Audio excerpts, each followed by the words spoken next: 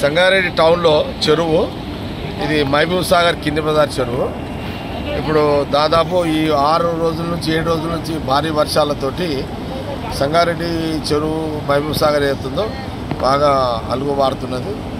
ఇంచుమించు సంగారెడ్డి నియోజకవర్గంలో చెరువులన్నీ కూడా నిండిపోయినాయి, అలుగులు కూడా వారుతున్నాయి. ఈరోజు సంగారెడ్డి మహబూబ్ సాగర్ చెరువు విజిట్కి వచ్చినాను.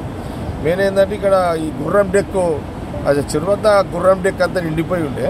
ఇదంతా కూడా ఈ వర్షాలు పడడం వల్ల మనకు ఈ చెరువు నిండిపోయిన మొత్తం అల్లుకపోయింది. మొత్తం అంతా చెరువు అంతా కూడా అల్లుకపోయింది గుర్రం డెక్కు. ఈ గుర్రం డెక్కు ఉండడం వల్ల ఇక్కడ ఉన్న ఈ బెస్త వాళ్ళకు చేపలు పట్టడము, చెరువులో దిగడం ఇబ్బందికరంగా ఉండే. ఈ వర్షాలు రావడంతో ఫ్లోకి మొత్తం వాటర్ యొక్క ఫ్లోకి గుర్రం డెక్ అంతా కూడా మ్యాక్సిమము 60% అంతా వెళ్ళిపోయింది. ఇంకా 40% ఉంది, అది ఒక కొనాకు వచ్చింది అదంతా. ఇప్పుడు దాన్ని కూడా అదంతా కూడా పోయేటట్టుగా వాళ్ళందరూ ట్రై చేసుకుంటున్నారు. మనం హెచ్ఎండే నుంచి కూడా ఒక మిషన్ కూడా ఇక్కడ గుర్రం డెక్కు తీయడానికి ఒక మిషన్ కూడా ఏర్పాటు చేసి కూడా దాదాపు ఎన్ని నెలలు అయిందిరా? 5 నెలలు అయింది.